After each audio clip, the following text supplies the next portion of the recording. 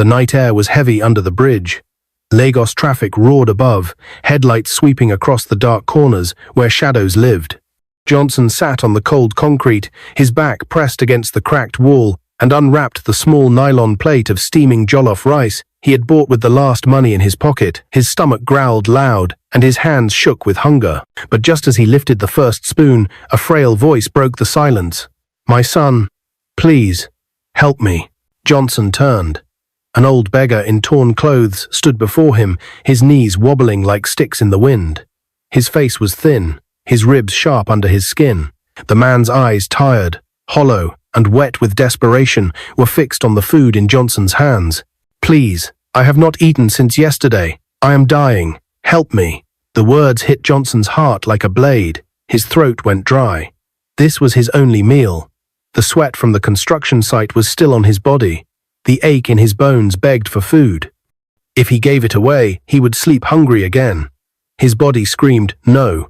But in his mind, his mother's voice echoed soft, but unshakable. "Kindness has a way of always coming back to you. Give from the little you have, Johnson. You don't need to have it all before you can help." He closed his eyes, breathing deep, and then, without another thought, he stretched the food out. "Here, Baba. Eat. You need it more than I do."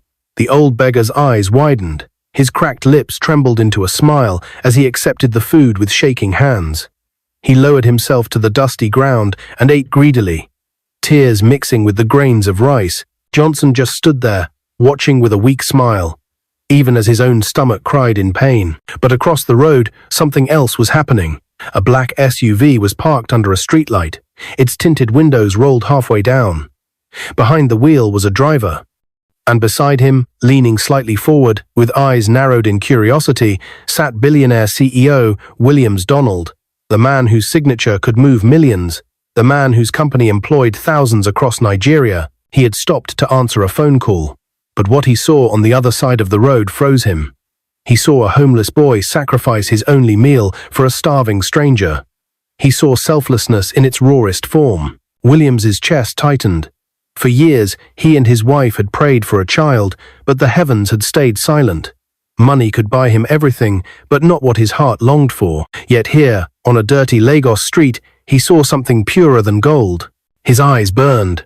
"Driver, wait." When the old beggar finished eating and shuffled away, Johnson walked back to his corner, hugging his knees as though holding himself together. He didn't see when the SUV door opened. He didn't hear the footsteps cross the road. It was only when a deep voice called his name that his heart leapt into his throat. "Boy!" Johnson jerked up, his body stiff. A tall man stood before him, his face partly hidden in the shadows, but his presence was heavy. Johnson thought of the police. Maybe giving food to the beggar was wrong. Maybe he had broken some law. His chest rose and fell like a trapped bird. "Don't be afraid," the man said softly, stepping closer. "I'm Williams Donald, CEO of Williams Group." Johnson blinked fast. That name, he had heard it whispered at construction sites, in newspapers. People used to wrap food on billboards shining above bridges. This was not just any man. This was him. "I saw what you did for that old man," Williams continued, his eyes locked on Johnson. "I was impressed." Johnson swallowed hard, his lips trembling. I was just helping, sir." "Helping?" Williams' voice sharpened. "Where is your food? Why don't you buy another one?" Johnson dropped his gaze to the ground. Shame burned his chest. "That was all I had, sir." But he needed it more. Silence hung heavy. The billionaire's jaw tightened. Something stirred inside him, anger, sadness, admiration, all tangled into one storm. "Where are your parents?" he asked finally. Johnson's eyes filled with tears. His voice cracked as he whispered, "They died in an accident 2 years ago. My uncles took everything. I live here under the bridge. I work at construction sites to eat. That's all." For a long moment, Williams said nothing. He just stared at the boy, his fists clenching at his sides. This was more than a coincidence. This was fate, God placing a broken boy in his path. Williams exhaled, then bent slightly, his voice trembling. "Johnson, your kindness has paid off tonight. From this moment, I'm going to change your life." Johnson's breath caught. His body froze. His mind screamed, "What does he mean?" But before he could speak, Williams stretched out his hand. "Will you be my son?" Johnson's heart slammed against his ribs. His knees shook. The world seemed to blur around him. Tears rolled down his cheeks as he stared at the billionaire's outstretched hand. Was this real? Could it be true? The night roared with traffic, but under the bridge, silence swallowed Johnson whole. And then, a shadow moved in the distance. Someone had been watching too. Johnson's body shook as he stared at the billionaire's outstretched hand. His lips trembled, his tears refusing to stop.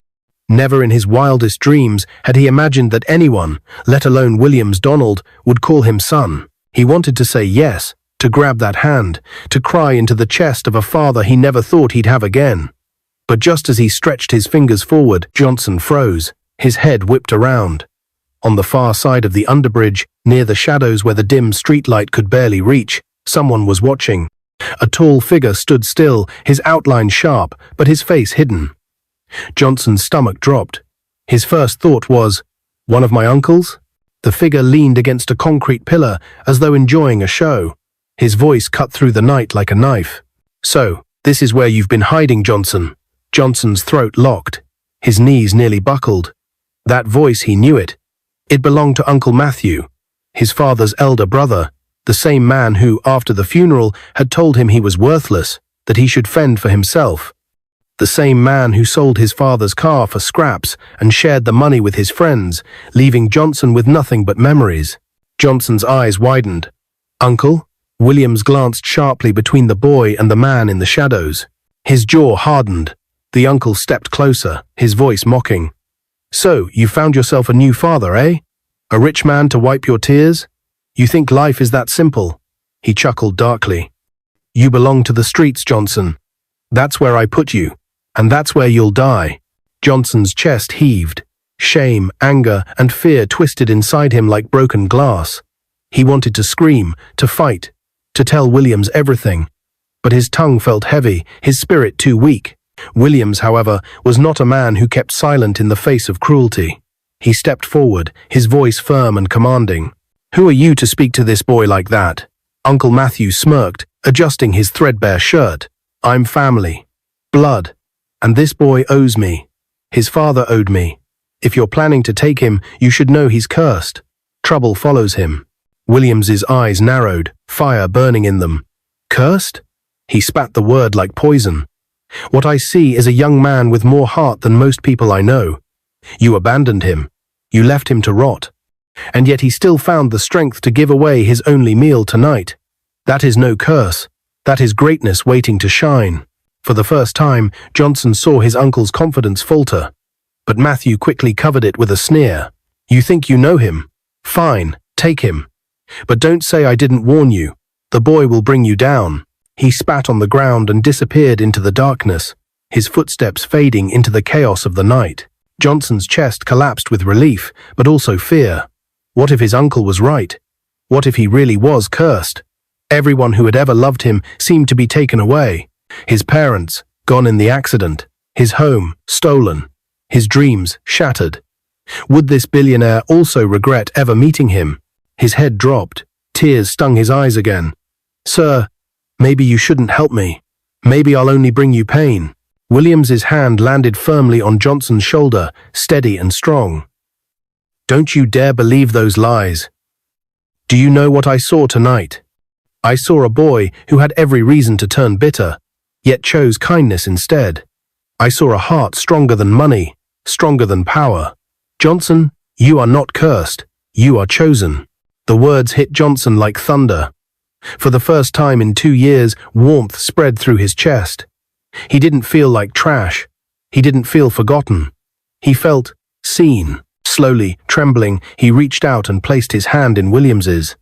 His tears fell freely as he whispered, "Yes, sir, I'll be your son." William smiled, an expression rare for a man who had carried so much emptiness in his heart. He squeezed Johnson's hand. "Good. Then tonight is the last night you'll ever sleep under a bridge." Johnson's heart pounded as Williams led him to the black SUV. The driver opened the door, and Johnson hesitated for a second, looking back at the dark corner where his uncle had disappeared. He knew life wasn't done with him yet. Trouble might come. But tonight, for the first time, hope was stronger than fear. He slid into the soft leather seat, the smell of newness overwhelming him.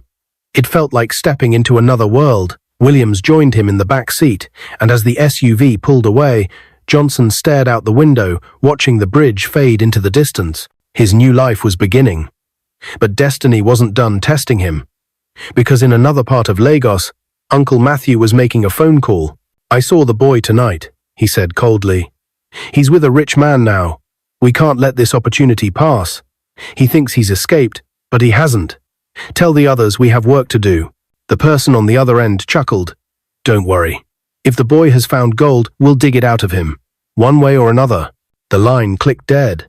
And as Johnson leaned back in the SUV seat, eyes finally closing with relief, he had no idea the storm that was already gathering against him.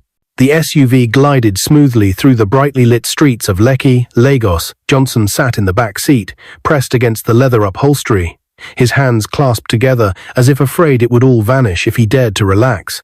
His reflection in the tinted glass window showed a boy whose shirt was torn at the collar, whose jeans were covered in dust from the construction site, yet whose eyes shone with something he had not felt in years' hope. Beside him, Williams Donald sat upright, scrolling briefly through his phone before glancing at Johnson. For a man who had built empires, silence often carried more weight than words, but tonight he broke it. "You'll need a bath, a meal, and rest. Tomorrow, your life begins again." Johnson nodded, swallowing hard. His voice trembled as he whispered, "Thank you, sir." Williams placed a steady hand on his shoulder. "From now on, call me father." The word lodged in Johnson's throat. He wanted to say it, but part of him still feared this was a dream. His parents' faces flashed in his mind, his mother's soft smile, his father's proud eyes. His chest ached, but it also warmed. Slowly, almost uncertainly, he breathed the word, "Father." William's lips curved into the faintest smile. He turned his face to the window, hiding the moisture gathering in his eyes. When the SUV finally stopped, Johnson stepped out into a different world. The mansion stretched before him like something from another universe, walls painted white and gold, lights glowing across trimmed hedges, and tall pillars that kissed the sky. The air smelled of roses, not dust. His legs felt weak as he followed Williams up the wide marble stairs. The door opened, and a woman in an elegant gown rushed forward. Anita Donald, tall, graceful, with kind eyes that held a hidden sadness, froze when she saw Johnson. She looked at her husband, then at the boy's tired frame. "Who is this?" she asked softly. Williams's voice was calm but heavy with meaning. "Our son." Anita's lips parted. For years, she and Williams had prayed, begged, and even visited doctors across continents, but no child had ever come. She blinked quickly, her hands trembling as she stepped closer. When her eyes met Johnson's, she saw not just a boy, but an answer to a prayer she had long thought forgotten. She knelt, cupping his dirty cheeks in her manicured hands. "Welcome home, my son." Johnson's chest broke open. Tears spilled freely as he whispered, "Mama." That night, Johnson was bathed, fed, and tucked into a bed softer than anything he had ever known. As sleep pulled him under, he felt something he hadn't felt in 2 years' safety. But far away, in a cramped room lit only by a flickering bulb, Uncle Matthew sat with 2 men whose faces were as hard as stone. A bottle of gin stood half empty on the table, and cigarette smoke coiled in the air. "The boy has landed in gold," Matthew said bitterly. "That billionaire is treating him like a prince already." One of the men, stocky with a scar across his cheek, leaned forward. "And why does that concern us? You threw him away. Let him enjoy." Matthew slammed the table, his eyes red. "You don't understand. If that boy rises, he will expose me. He will tell the world how I stole from him. I won't allow it. If he has found gold, I will snatch it. Williams may be powerful, but even powerful men have weaknesses." The scarred man smirked. "So what's your plan?" Matthew's lips twisted. "First, we watch. Then we strike. That boy won't see peace. Not while I breathe." Days turned to weeks, and Johnson's life began to change. Tutors were hired to help him prepare for his university entrance exams. He soaked up knowledge like dry soil drinking in the rain. At night, Anita often sat with him, listening to his stories of the street, her heart breaking at each word. Williams, though often busy, always carved out time to check on him, reminding Johnson of his promise, "You're my son now." For the first time since his parents' death, Johnson laughed. He studied with passion, determined not to waste the second chance life had given him. The mansion echoed with joy it hadn't heard in years. But just as the light grew brighter in Johnson's life, shadows thickened around him. Uncle Matthew and his men prowled, watching from a distance. They saw him enter cars, walk into tuition centers, even smile as he carried books. They marked his every move, and though Johnson felt safe behind the mansion gates, fate was tightening a noose he couldn't see. One evening, after a long day of lessons, Johnson walked into the sitting room where Anita was arranging flowers. He had a notebook in his hand, his face glowing. "Mama," he said softly, "I passed my mock test today. The tutor said I can make it into university." Anita dropped the flowers and hugged him tightly, tears of joy running down her face. "You've made me the happiest mother alive." Johnson's smile widened. For once, he felt like he belonged, but outside the mansion gates, parked at a discreet distance, a car engine idled. Inside sat Uncle Matthew, his eyes fixed on the house. He pulled out a small phone and dialed. "Tomorrow night," he whispered. "We take him. The boy leaves that house, and he's ours." The man on the other end chuckled. "Good. We'll make the billionaire pay for keeping him." Matthew ended the call, his fingers tapping against the steering wheel. His smirk widened. "Let's see how long kindness can save you now, boy." Back inside, Johnson leaned against the balcony railing, staring at the city lights. He didn't know what tomorrow held, but tonight, his heart was full. For the first time in years, he felt his parents would be proud. Yet, as he turned to go back inside, a faint chill brushed down his spine. He didn't know why, but his heart whispered a warning. And by the next night, that warning would become reality. The night air was cool. Johnson left his tutor's house with a small backpack slung over his shoulder. His face glowed with quiet pride. He had just scored another top mark in a practice test.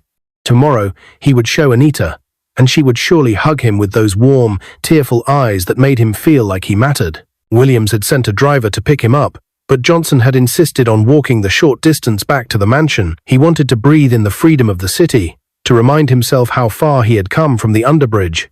Each step felt like proof that he was no longer that broken boy. But as he turned into a quiet street, the shadows shifted.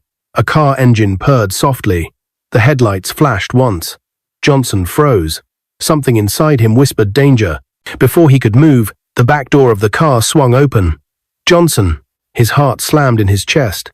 It was Uncle Matthew, leaning casually against the leather seat, his eyes glinting under the dim streetlight. Johnson's breath caught. "Uncle, get in," Matthew ordered, his tone deceptively calm. "We need to talk." Johnson shook his head. "I don't want to talk to you," Matthew chuckled. "Still stubborn, eh? You think that billionaire is your savior? You think you can erase your bloodline with his money? Get in the car, Johnson. Or, I'll come out there and drag you myself." Johnson's legs trembled. He wanted to run, to scream, but fear pinned him to the ground. The door closed, the car rolled forward, and suddenly two men stepped out from the shadows behind him. Scarred cheeks, muscular arms, faces he remembered from the street corners where trouble lived. "Move," one of them barked. Johnson's chest heaved as he was pushed into the car. The door slammed shut, locking him in darkness with the men who had stolen his childhood. The car sped through back roads until the lights of Lekki disappeared. They stopped at a warehouse, half abandoned, its walls covered in peeling paint and graffiti. Inside, the smell of rust and oil hung thick in the air. Johnson was shoved onto a wooden chair, his wrists tied roughly with rope. Uncle Matthew paced slowly in front of him, smiling like a man savoring a cruel joke. "You've grown, boy," Matthew sneered, "from a street rat to a prince overnight. But let me tell you the truth, you don't belong there. That mansion, those books, that woman hugging you like a mother, it's not your life. You are ours. You are mine." Johnson shook his head, tears stinging his eyes. "You left me to die, Uncle. You stole everything. My father trusted you, and you betrayed us." Matthew's smirk deepened. "And I'd do it again. Because life is not about kindness, Johnson. Life is about power. And now, you're my ticket to more of it." He bent low, his hot breath on Johnson's face. "The billionaire will pay to get you back. And when he does, I'll bleed him dry. Then we'll see how long his so-called kindness lasts." The scarred man behind Matthew chuckled. "If he doesn't pay, maybe we sell the boy." Plenty of people looking for young workers. He'll fetch a good price. Johnson's stomach turned cold. His heart thumped wildly. But deep inside, his mother's words echoed again. Kindness has a way of always coming back to you. He clung to them like a lifeline, even as fear squeezed his chest. Back at the mansion, Anita paced the living room, her hands wringing a scarf. The driver had returned, saying Johnson had chosen to walk home. Hours had passed, and he still hadn't arrived. "Something is wrong," she whispered. Williams, seated stiffly on the sofa, clenched his fists. "I should never have let him walk alone. Call the police." Before Anita could reach the phone, Williams' own rang. The caller ID was blocked. He answered sharply. "Who is this?" A cruel laugh slithered through the speaker. "Ah, billionaire. You have something that belongs to me." Williams's chest tightened. "Where is Johnson?" Matthew's voice filled the line. "Alive, for now. But if you want to keep him that way, you'll pay. 50 million naira. By tomorrow night. Or the boy disappears forever." Anita gasped, pressing her hand to her mouth. Williams's knuckles turned white as he gripped the phone. "You monster. You abandoned him. And now you want to profit from his pain?" Matthew chuckled. "Spare me the lecture. Money talks louder than morals. Decide fast, billionaire." The line went dead. Anita sank into a chair, sobbing. "We can't let them hurt him. He's our son now." Williams stood slowly, his face carved with steel. "They don't know who they're dealing with. I built an empire from nothing, and I will tear down anyone who tries to destroy my family." In the warehouse, Johnson fought the ropes, digging into his wrists. He prayed silently, begging God for strength. The men sat around drinking, laughing, mocking him. Uncle Matthew leaned against a wall, staring with cold eyes. "You think he'll come for you?" Matthew sneered. "You think you're special? Williams has money, but he has no son.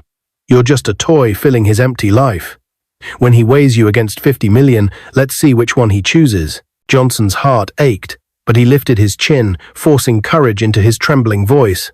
"He will come for me, because he is not like you. He believes in me." Matthew's smirk faltered for a split second, then hardened again. "We'll see." That night, as rain began to fall, the warehouse lights flickered.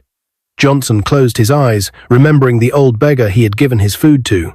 He didn't know why, but he prayed that act of kindness would not be the last chapter of his life. He whispered to himself, "Mama said, kindness always comes back. Please, God, let it come back tonight." And as the thunder cracked across the sky, a car engine roared outside the warehouse. Headlights cut through the rain. The kidnappers jumped to their feet. Uncle Matthew's face twisted in confusion. "Who's that?" one of the men muttered. The warehouse door creaked open, and in stepped a figure Johnson never expected to see. The warehouse door groaned open as thunder cracked across the night sky. Everyone turned. Uncle Matthew's face twisted into shock. A tall figure stepped inside, flanked by two men in black suits. Water dripped from his shoulders, his eyes burning like fire. It was Williams Donald. "Let the boy go," Williams commanded, his deep voice echoing through the hollow walls. The kidnappers stiffened. Uncle Matthew forced a grin, though his hands trembled. "Ah, billionaire, you came. I knew your money would drag you here. 50 million, or the boy is gone." Williams's lips curled. "Do you think my son's life can be measured in naira?" He stepped forward, each stride heavy with power. His guards pulled guns, aiming at the kidnappers. Matthew's smirk faltered, but he barked, "Tie him tighter. If he moves, end his chapter." Johnson's heart hammered. His wrists burned against the ropes. For a moment, he feared the nightmare was real, that Williams would walk away, unwilling to fight. But then he met Williams's eyes, and what he saw there was not fear. It was a father's fire. Williams raised his hand slowly, signaling his guards to hold. He looked directly at Matthew. "You think you can buy me with fear? You think you can undo what God has already written? This boy is mine, now, my son, and no man will touch him." The scarred kidnapper lunged forward, knife raised toward Johnson's neck. Johnson shut his eyes. The knife clattered to the ground. A warning shot had blasted through the air, fired by one of Williams' guards. The kidnappers froze.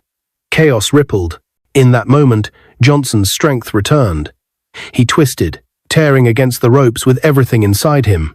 The chair tipped, slammed against the ground, and the wood cracked. His wrists broke free. Williams charged forward, his suit dark against the lightning. He grabbed Johnson, pulling him into his chest, shielding him with his own body. "I've got you, son," he whispered fiercely. Uncle Matthew shouted, "Stop them! Don't let them leave!"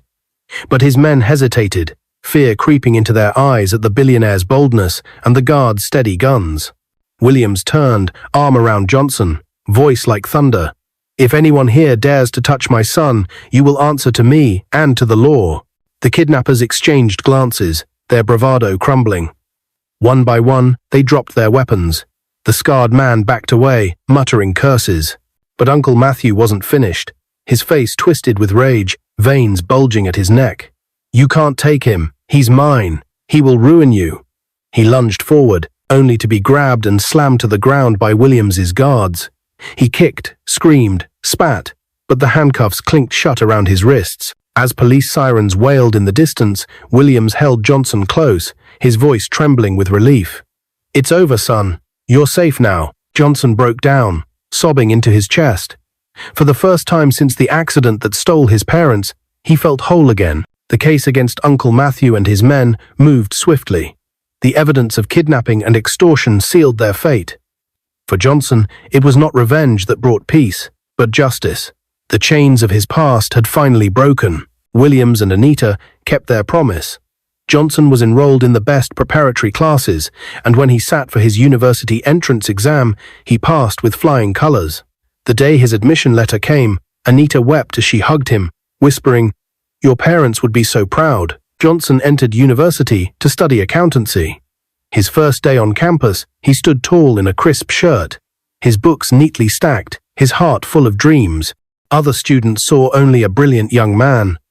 But he knew where he had come from, the underbridge, the hunger, the sacrifice. That memory became his fuel. Years rolled by like pages in a book. Johnson excelled, graduating as the best student in his department. On the convocation stage, as he held his certificate, he spotted Williams and Anita in the crowd, their eyes wet with joy. His heart swelled. This was not just his victory, it was theirs too. After graduation, Johnson joined Williams' group of companies. At first, some employees whispered, wondering why the billionaire's street boy deserved a chance. But Johnson's brilliance soon silenced every doubt. He worked hard, learning the ropes, handling numbers with precision, and carrying himself with humility. Within 3 years, he rose steadily through the ranks and was appointed as the company's account officer. Newspapers called him the prodigy from the streets. But Johnson never let fame blind him. He often visited the places he once slept, quietly leaving food and money for those still struggling. His mother's words never left him. "Kindness always comes back to you." It was during an economic summit in Abuja that fate struck again. Johnson met Sophia, a young woman with a radiant smile and a mind as sharp as his. She was a financial analyst, passionate about her work, but it was her heart that drew him. Their conversations stretched late into the night, filled with laughter and dreams. Williams and Anita welcomed her warmly, seeing the joy in Johnson's eyes. Soon, love blossomed into commitment. The wedding was a spectacle, dazzling lights, friends and family gathered, and at the altar, Williams and Anita walked Johnson and Sophia down the aisle together. Their tears flowing freely, the boy they had once found under a bridge was now a man beginning his own family. 1 year later, the cries of newborns filled the hospital ward. Sophia lay on the bed, exhausted but smiling, as Johnson held 2 tiny bundles wrapped in soft pink cloth. It was twin girls, named Mimi and Mara. Johnson's hands trembled as he kissed their foreheads. He turned to see Williams and Anita entering the room. The moment their eyes fell on the babies, they broke into tears. Anita covered her mouth, whispering, "God has answered us through you." Williams reached out, his voice breaking. "Grandchildren, our first." As Johnson placed the twins in their arms, a circle was completed. The boy who once had no family now had one overflowing with love. The mansion that had echoed with emptiness was now alive with laughter, the cries of children, and the joy of generations. One evening, as Johnson stood on the mansion's balcony, Mimi and Mara playing at his feet, he reflected on the journey, from hunger under the bridge, to kindness that cost him his only meal, to being embraced as a son, to building a family of his own. Williams joined him, placing a hand on his shoulder. Do you see, son? Your kindness that night. It wasn't wasted. It brought you here. It brought all of us here. Johnson nodded, his eyes misty as he watched his daughters laugh. Mama was right, he whispered. Kindness always comes back. The sun dipped behind the Lagos skyline, painting the sky with gold. And for Johnson, it wasn't just the end of a chapter. It was the beginning of a legacy, one built not on wealth or power, but on kindness. What is your view about this story? Where are you watching from? If you enjoyed this story, comment, share, and subscribe to our channel for more interesting stories.